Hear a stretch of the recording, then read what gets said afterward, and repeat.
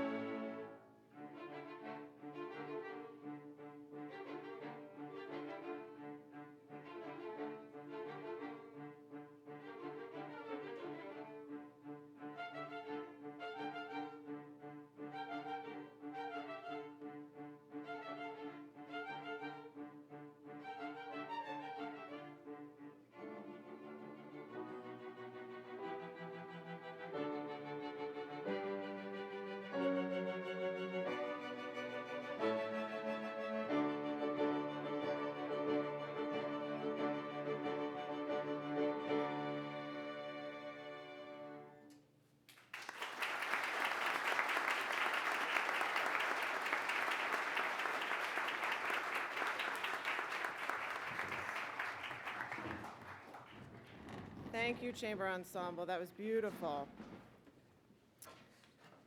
It is my honor to introduce my esteemed colleague and dear friend, Mr. John McVeigh. Knowing how passionate Mr. McVeigh is about working with young people, it's no surprise that he only lasted a couple years as a real deal engineer before committing his life to education. After an important year teaching at Andover High, where he met his future wife, Candace, Mr. McVeigh arrived at the Brooks campus in the fall of 2003. During his 19 years here, he has established himself as a true jack of all trades. Mr. McVeigh has taught Algebra 2, Physics, Biology, all 3 levels of chemistry, APES, Oratory, and Self and Community. He has served as the Director of College Counseling, the Assistant Director of Admission and Financial Aid, Dean of Faculty, and Associate Head for Faculty Affairs. It is altogether likely that ESPN might come calling for a 30 for 30, as Mr. McVeigh helped to transform a basketball program that went 1-14 in the ISL his first year to a team that went 225-30 thereafter, including an 84-game win streak in the league. And sure, the boys basketball team won 7 ISL titles, 8 league sportsmanship awards, and 3 NEPSAC titles, but it all started when Mr. McVeigh won his first NEPSAC title as the assistant coach of the girls varsity field hockey team during the fall of 2004. The point I make is, the man can do it all, but it's not what Mr. McVeigh has given to Brooks so much as how he has given it. He has made people a priority, with the basketball team having long hosted an annual Special Olympics event in the gym. His care as an advisor is made evident by former advisees who have donated memorial tissue box holders to his office, maybe some faculty too. He is a proud honorary member of the class of 2016, a bond forged in times of adversity that will carry them through many reunions to come. Mr. McVeigh cares deeply about his fellow Brooksians. There is a rumor circulating that Mr. McVeigh might be taking his talents to Holderness, New Hampshire next year to become their next head of school. But we know Brooks will always be home. Mr. McVeigh proposed to his wife in Thornhouse, had his wedding reception out back near the graduation tent, and welcomed his son Jack and daughter Kelly back home to this campus. They have never lived anywhere else. He has coached side by side with his dad on Brooks courts, graced the stage for prefect skits dressed as Buddy the Elf, and has delivered some landmark chapel speeches right from this very spot. Incredibly, but not surprisingly, when asked to reflect back on his time here, Mr. McVeigh leads with how Brooks took a chance on him. Well, I guess you've got to take a chance to win the lottery. Ladies and gentlemen, please join me in welcoming Mr. John McVeigh as our 2022 Cum Laude Society Speaker.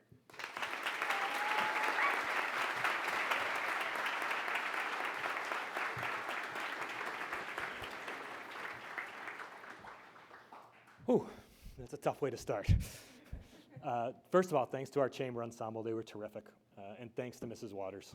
And congratulations to all our students who are being inducted today. This is always one of my favorite gatherings of the year. I was pretty humbled and excited when Mrs. Waters asked me to speak. I sometimes get to speak publicly around here, but it's often as the basketball coach, sometimes in admissions or as an administrator. And what I loved about today was that she framed it as getting to speak as a teacher. I've always loved being a teacher. And I've always sort of defined myself that way. But I took a little bit of a hit yesterday when talking to 2 of you. And I'm not going to call you out by name. But in a conversation I was having, and I'm trying to give some advice to somebody about school, one of the people I was talking to, one of our students, with more teenage sarcasm than I can probably even imitate right here, said, "McVeigh, do you even teach a class?" Well, I hope you were listening, all right? I have taught a lot of classes, and I've loved it, all right? Teaching is an amazing act of optimism. It requires believing in kids, in staying with them when things get messy, in being a truth teller and yet also the champion that every single kid deserves. It's hard and rewarding, it's occasionally frustrating, and it's one of the great blessings and joys of my life that I've been able to work alongside the teachers of Brooks School for the last 19 years. I've learned so much from my colleagues and been inspired by them over and over and over. And I've been even more inspired by our students. So I want to do a couple things while I'm up here today. The first is to celebrate all of you who are being inducted. Academics can be trickier to celebrate than other parts of school life. He didn't know I was going to say this, but as Mr. Humphreyville came in, he even mentioned it to me, right? It's easier sometimes. It's sometimes easier to point to a scoreboard or a trophy or a league standings. Celebrating academics, it's deeper. It's more nuanced than that, right? But this is a wonderful occasion to do just that today. I was a pretty good student in high school, but to be honest, I was the kind of kid who hid my good grades, right? A teacher would give it back and I'd put my hand over it, right? I was kind of shy. I was definitely very awkward. And I just wanted to stay below everyone's radar. I didn't want to get any attention. And I certainly didn't want anyone thinking I cared too much about school or was trying too hard. Looking back, it's completely ridiculous. I really regret it. But with some time and some perspective, I've had the chance to think about that. And now I get these opportunities to celebrate it, right? And to celebrate our students here for their academic excellence. I'm also a firm believer that no one does this sort of thing alone. So I'm also here to salute our family members, the folks who are here in the chapel, and I know folks all around the world who are watching this. You've been such a huge part of this journey, and I hope our students remember that today. I also think about the many teachers who've inspired you, who've challenged you, who've supported you, and their role in this. A lot of them are in the back, but they're feeling that same sort of pride watching you today. So consider me your academic hype man today. All right, I am here to celebrate, right, to yell from the rooftops, right, about this amazing accomplishment you've had. You're crushing it. I want to join with everyone in this chapel today by telling you how proud I am and how happy I am for you. You've earned this honor through your hard work, by digging deeply into your studies, and through your curiosity. And that brings me to something I've been thinking a lot about lately, curiosity. It's a topic that's a little bit broader, and it applies to all of us here, whatever your age. About 20 years ago, the then, or I suppose the now Mrs. McVeigh, and I were not yet engaged, and we took a trip out west together. I'd lived in Arizona for a while, and I wanted her to see that part of the country. You're probably aware that one of the biggest tourist attractions in Arizona is the Grand Canyon. Millions of people visit it every year. Well, I wanted Candace to see it, but I wanted her to see the North Rim first. The southern edge of the Grand Canyon is where everyone goes. If you've ever been there, you know what I mean. There are hotels and restaurants and tourist attractions and shops where you can buy just about anything with the Grand Canyon on it. When you see a picture of the Grand Canyon, it's probably taken from the South Rim. The North Rim, though, has only one lodge. There's only one trail that kind of leads in there. It's hard to get to, and there just aren't many people around. On the first day we visited, we were on this small trail and kind of trying to find our way for our first view of it. And we ran across an older couple. They had a map and a brochure out. It was clear that they were frustrated, they were lost, and they were mumbling about how there wasn't anything to see. And then they started bickering. The wife wanted to keep looking. The husband said, we have to go, right? We have this tour, we have to get to the next stop. And so ultimately, they turned around and walked back to their car. I remember watching them and wondering, maybe we made a mistake coming here. Simply put, curiosity is the expression of our urge to learn or to experience something new. When we're celebrating academics, it feels like a natural to talk about curiosity. It tends to be the engine behind the deep, meaningful learning that we talk about wanting to do here at Brooks. The most interesting people in my life are the folks who are curious. Over the long term, students who are curious and open to new ideas, connections, and concepts find the most success in school, and they find the most joy in learning. Curiosity is the key to learning. It's the key to meeting new people. It's the key to changing your mind. Curious people have better and healthier relationships. They earn more money. They have more fun. They live longer. These aren't just my opinions, right? This is backed by research. It turns out that the more interested you are in others and in other things, the more interesting people find you. Going way back in the day, curiosity had an important evolutionary purpose. The earliest people had to be curious about what was happening around them, or else they weren't going to survive. People had to learn, for example, that if you played with fire enough, things weren't going to go very well. It wasn't going to end well for you. If you do it too often, you're going to come to an end. But something that's less known and less understood is that humans seem to be much more curious than what's just necessary for survival. Interestingly, we've learned a lot about this from the world of artificial intelligence. It turns out, in the study of AI, computer scientists develop algorithms that can mimic learning and allow a computer to develop, to sort of gather information in a way that discerns patterns and allows it to sort of learn, right? To be able to pick up new information without someone inputting it. Turns out that a perfectly efficient learning algorithm is really effective early on, but then it stalls out. Without something to distract them from what they should be doing, these systems get stuck in a rut. They rely on the same answers over and over, and they get stuck in this endless loop. All right, to counter this, computer scientists have learned to program in some small diversions. These explorations force the algorithms to take a little longer than they normally would to solve the problem. But they leave them better off in the long run because they've gained some knowledge about what they might do down the road, even if they don't encounter it right now. What this means for our brains is this. Curiosity is the way that nature builds in extra credit for all the things we explore. We've evolved to get distracted and to create. That is not a bug in our system. That is a feature. It's why the human brain can still do things that no machine can ever do. Maybe the thing that we're trying to do today doesn't seem to have any real purpose, but the learning algorithms that are natural in our brain know that something we learn by chance today might come in useful tomorrow. We live in a complex world where it's impossible to know exactly what we're going to need in the future. And isn't that a great thing? Otherwise, we'd evolved into this incredibly boring species. Evolution made us the ultimate learning machines. And it turns out that ultimate learning machines like you and me, we need a dollop of curiosity to make the most of this incredible capacity we have for learning. So it sounds like there's so many positives about curiosity. My question is this: why do we have to celebrate it? Well, there's also a lot of things working against curiosity. Fear is the number one thing that crushes our curiosity.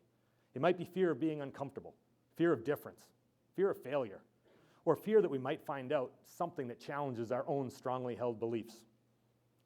Fears are sometimes disguised as arrogance or ego. How many times have one of us chosen an action based on what we're afraid of? I know I have. Or afraid of what others are going to say. That's certainly what I was doing when I covered up my grades. Our curiosity sometimes doesn't get the chance to explore because our fear overtakes our courage. Technology hurts too. Sometimes it's not a great thing for things to be as easy as possible. Our brains like to work at it. Curiosity is a double-edged sword. It might be the driving thing behind science and experimentation and discovery, but it also works against us. It's that voice that says to the child near the stove, touch that pan, see if it's hot. Or to the kids that are playing in the yard, kick that bee's nest, let's see what happens. Therefore, being curious by itself, it's not necessarily good or bad. So it's not as simple as me standing here saying, be curious. I actually think it's kind of insulting to tell teenagers to be curious. It's generally adults who mess that up for kids. What parent hasn't, at some point, responded to their child who has just been saying why endlessly with the answer, just because? It ends the conversation. It's what we say when we don't have a good answer. It's why there are age-old stories like Pandora's box, where all the evils in the world get released because this girl opened a box trying to see what was in it. It's what's behind that expression, curiosity killed the cat. Sometimes the folks in power don't want you to ask too many questions. So my thought for you today is this. Instead of, from my advice to you to say today, to become more curious, I'd simply ask that you I'd like to suggest that you tap into the curiosity that is already hardwired into your brains. Believe me, there's plenty in there. But you have to be intentional at it, and you have to work at it. Being curious is a skill. It's an action. It's a behavior. And it's something you can practice and get better at. This is because curiosity is not like something like imagination, which stays inside us. It's a process that unfolds over time. It's like trying to get a tough knot out of some string. If you just pull on the string, you're just going to make it worse. Untying a knot requires a few things, right? It requires you being careful, looking at it from different angles, poking it a little bit, turning it, finding the next part of that string. All right? It takes time, but it's worth it. Criticizing is easy and fast. Creating and exploring is difficult and slow. The couple hours that you spend on a book or watching a movie took 2 hours to research or write or to produce. Anyone can tear down someone else's work. The true test of curiosity is whether you can help them improve it or build something of your own. It's the antidote to certainty, to rigidity, to judgment. Curiosity is inherently coupled with humility. It's a willingness to say, I don't know, to admit that you don't have it all figured out, to be vulnerable, to need help, to be human. Curiosity is domain specific, which is a fancy way of saying it's usually focused in one particular area. No one has the bandwidth to be curious about everything. It'd be exhausting. That's not what I'm suggesting. But at some point, we all come across something that resonates with us. So how do we do it? How do we find those things to be curious about? Well, you have to put yourself out there into the world of opportunity. It's a numbers game, and your job is to maximize the number of chances you have.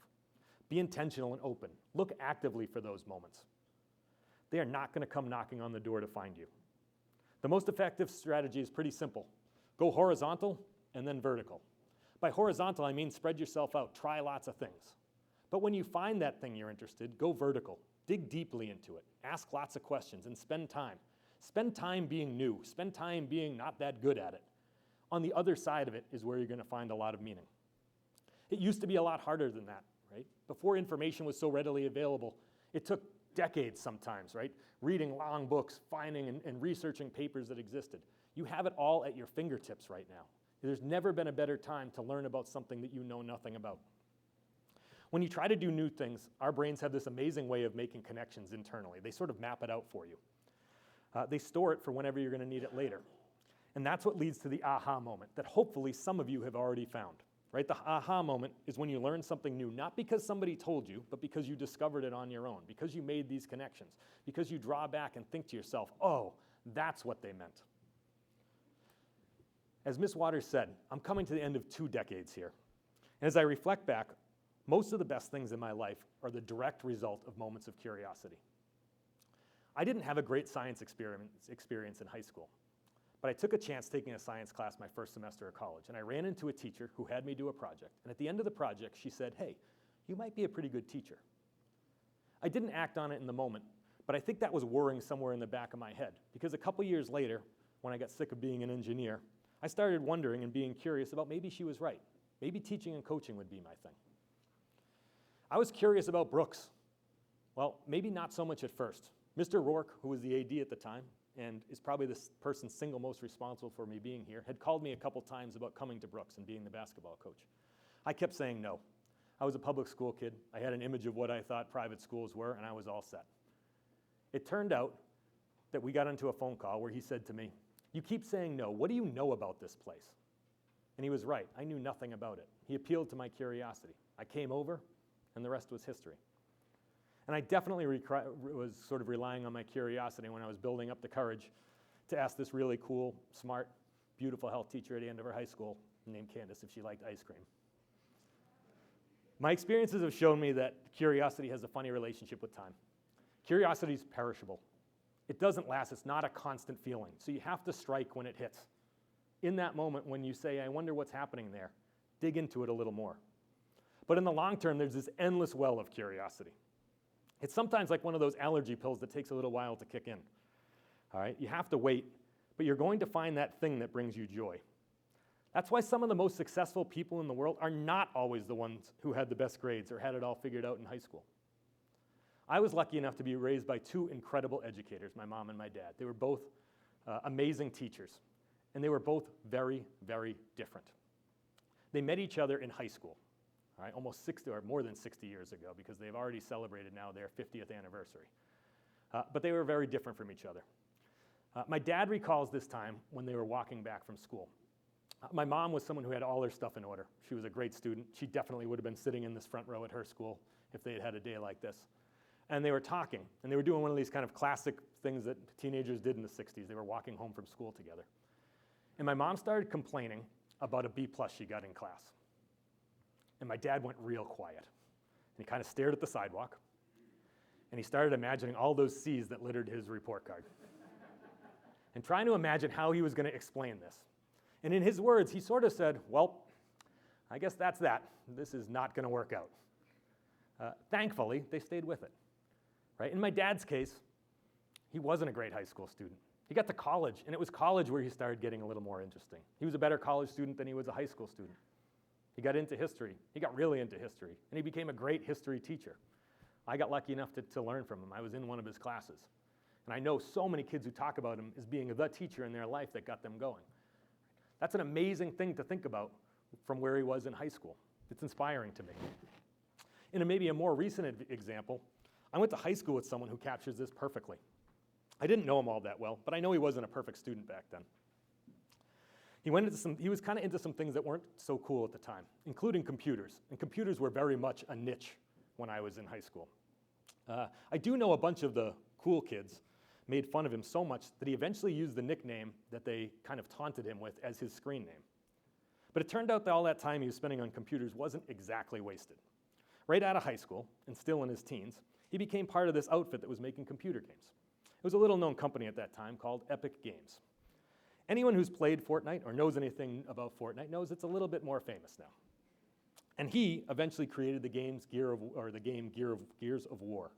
He made millions of dollars, became a rock star in the video game industry. He found his thing. I don't know him all that well, but I'm guessing he hasn't spent a ton of time worrying or thinking about the kids who were wondering why he spent so much time on his computer in high school.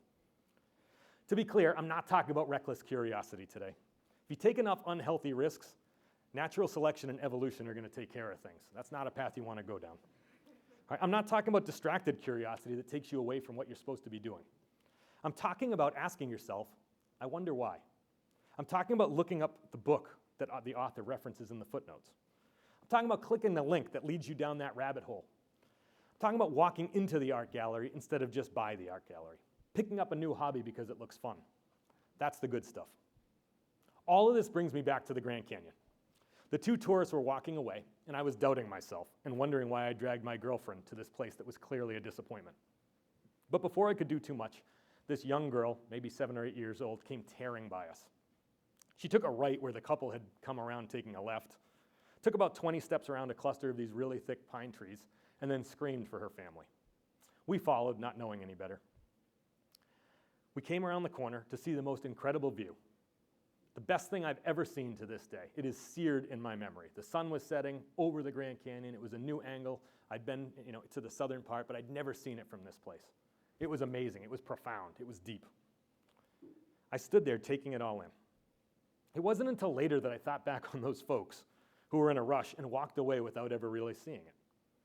And then I thought about the young girl who kept on going, who ventured a bit further until she found what she was looking for.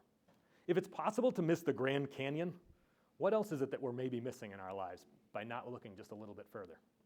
So that's my challenge to everyone in here today, students and adults alike. Be an explorer. Don't settle for just being a tourist. With your learning, with your relationships, with your life. A tourist follows the map.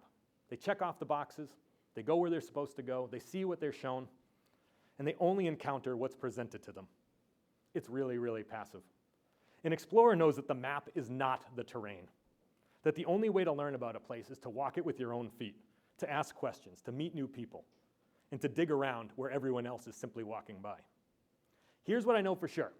In this chapel, right now, there are so many people, young and old, who are curious about something, but for some reason, lack of motivation, lack of opportunity, whatever, haven't had the chance to try it. Well, now is the time. But you're going to have to work at it. The world is conspiring against you here. Billions of dollars are being spent trying to prevent you from doing just that. Right? They're trying to keep you from making hard, tough decisions and keep it easy for you. Curate your experience. Netflix suggests what's the next show you should watch. Headlines curate exactly what the news you're going to see is. Media companies give you new headlines. Social media companies tell you what to wear. We have more information at our fingertips than ever before, but we're presented with this question. How are we going to sustain our desire to ask questions when the world seems to be more and more dominated by easy answers? Curiosity is the way to go. When I tell you stories like my dad's growth over time or my classmates' journey, and remind you that the high school students with the best grades don't always turn out to be the most successful students, and vice versa, I am not diminishing our inductees. It's actually just the opposite. I'm celebrating what you've done. It's just that it's the kind of celebration and encouragement I used on Monday. See, my sister's a terrific marathon runner, and we go down to watch her every year. We usually go to Wellesley, which is about the halfway point. It's 13 miles in, and I'm always amazed at how fast she's running. Right? We have someone that we're celebrating today here in the first row, and Alex, who did the same thing. And my guess is he can relate to this moment. Because in Wellesley, right, after 13 miles, you've done an awful lot. Right? So I celebrate her. I took a picture, I put it on Twitter, right, and I was hyping her up. But I was also trying to fill her tank, right, trying to tell her that she had this, right, that there was more to go, but I believed in her. Right? The reason is that if she decided Wellesley's the finish line, she's never going to get to Boston. So I say to all our inductees, you've got this. Keep doing your thing. There's more in front of you, but you have everything you need to find success by however you choose to define it. Don't allow yourself to get trapped by other people's expectations with their limitations for you. Don't let certainty and complacency win. Keep digging. And for the folks in the chapel who maybe haven't been quite hit with this bolt of lightning yet, stay with it. It's coming. Curiosity might be perishable, but you can always find more. Your thing is out there. Be intentional about it. Stay open. Make sure it's a part of your daily life. Put yourself in positions where it can strike. There is more than one pathway to finding meaning in this life. More than anything else, that is my wish for you today. To stay curious, to keep exploring, to find your path, and to stay with it until you find your Grand Canyon, whatever that is. Thank you.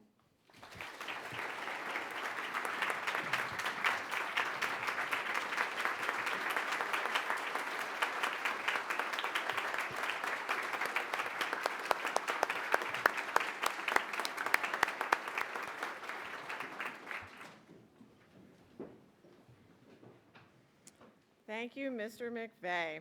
What an incredible message for the class of 2022 and for us all, one of cultivating curiosity and finding inspiration throughout our lifetimes. Next, the awarding of the certificates. Student honorees, the distinguished record you have made at Brooks School has won for you membership in the Cum Laude Society. This society is a fellowship of scholars whose purpose is to recognize excellence in academic work. As you pursue your education, it is our hope that you will accept the honor of membership in this society as a responsibility to make a contribution to the ongoing search for greater understanding of humanity and society. The motto of the society is Arete, Dike, Time. Excellence, justice, honor. Arete includes the concept of excellence in the moral sense and is not limited to the ideal of superiority in scholarship, nor does it involve the endeavor of competing primarily for academic goals. Dike includes the concept of what is suitable and appropriate as well as just. Time includes the concept of dignity and truth as well as honor.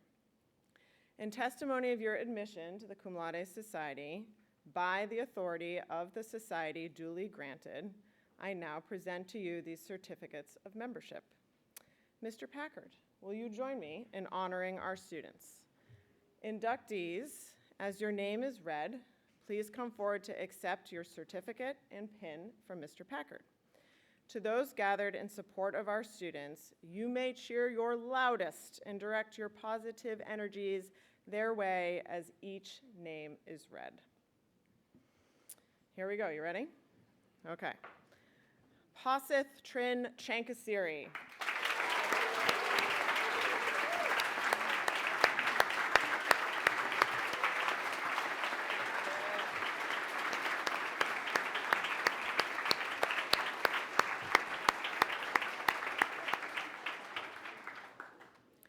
Hongru Chen.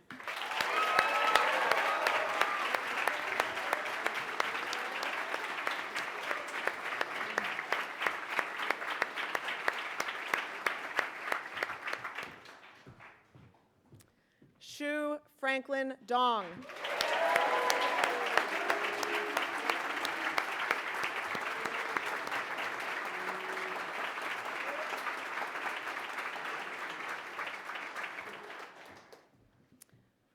Elizabeth Holcomb Dooling.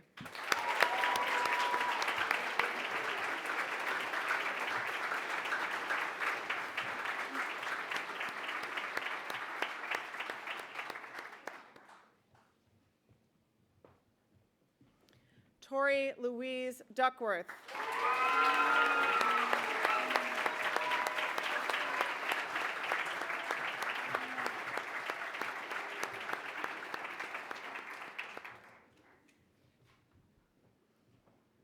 Lindsay Feng.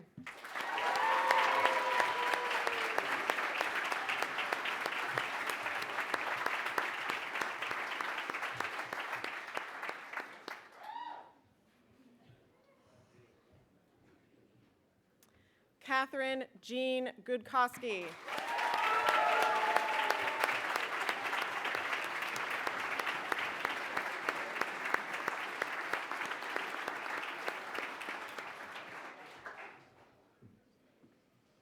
Oliver Kim.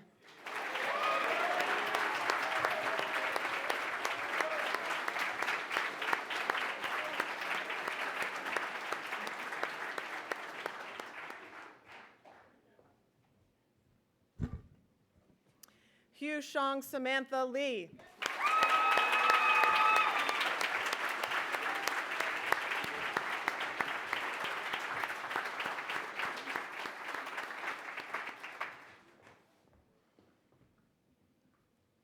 Monica Mukherjee.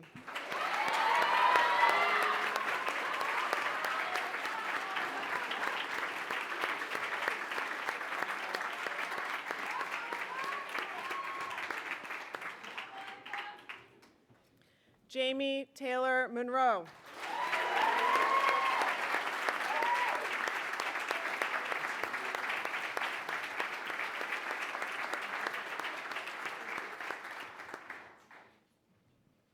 John Patrick O'Brien.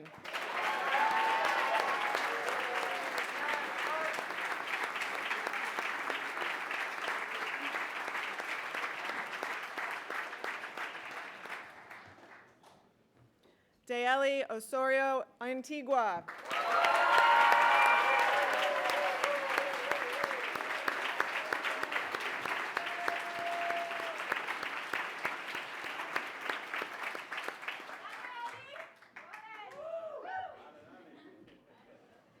Elizabeth Downing Flom.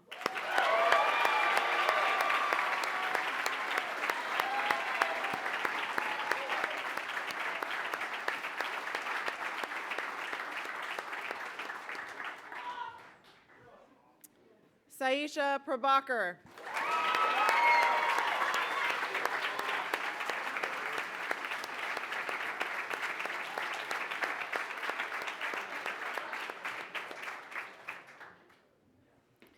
Colin Xavier Rosado.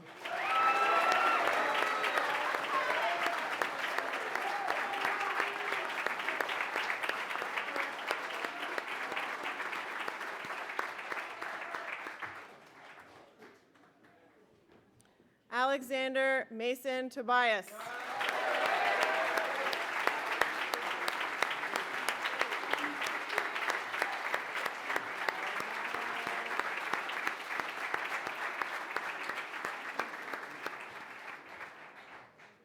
Lauren Christine Zion.